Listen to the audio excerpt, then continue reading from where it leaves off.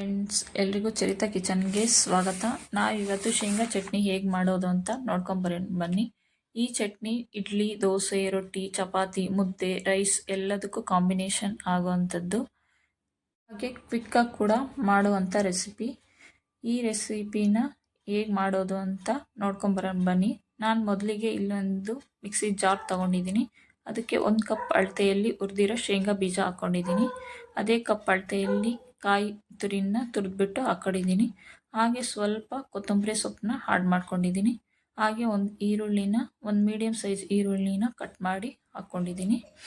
ಹಾಗೆ ನಾನು ಇಲ್ಲಿ ಹಸಿಮೆಣ್ಸಿನ್ಕಾಯಿ ಹಾಕ್ಕೊಂಡಿದ್ದೀನಿ. ನೀವು ಹುರಿದ್ಬಿಟ್ಟು ಬೇಕಾದ್ರೂ ಹಾಕ್ಕೋಬೋದು, ಹಾಗೆ ಬೇಕಾದ್ರೂ ಹಾಕ್ಕೋಬೋದು. ಸ್ವಲ್ಪ ಬೆಳ್ಳುಳ್ಳಿ, ಸ್ವಲ್ಪ ಹುಣಸೆಹಣ್ಣು, ಹಾಗೆ ಸ್ವಲ್ಪ ರುಚಿಗೆ ತಕ್ಕಷ್ಟು ಉಪ್ಪನ್ನು ಹಾಕ್ಕೊಂಡು ಸ್ವಲ್ಪ ನೀರು ಹಾಕ್ಕೊಂಡು ತರಿಯಾಗಿ ಬನ್ನಿ. ತುಂಬ ನುಣ್ಣಗೆ ರುಬ್ಬಕ್ಕೆ ಹೋಗಬೇಡಿ. ಇದಕ್ಕೆ ನೀವು ಒಗ್ಗರಣೆ ಬೇಕಾದರೂ ಹಾಕ್ಕೋಬೋದು, ಇಲ್ಲ ಹಾಗೆ ಕೂಡ ಸರ್ವ್ ಮಾಡ್ಕೋಬೋದು.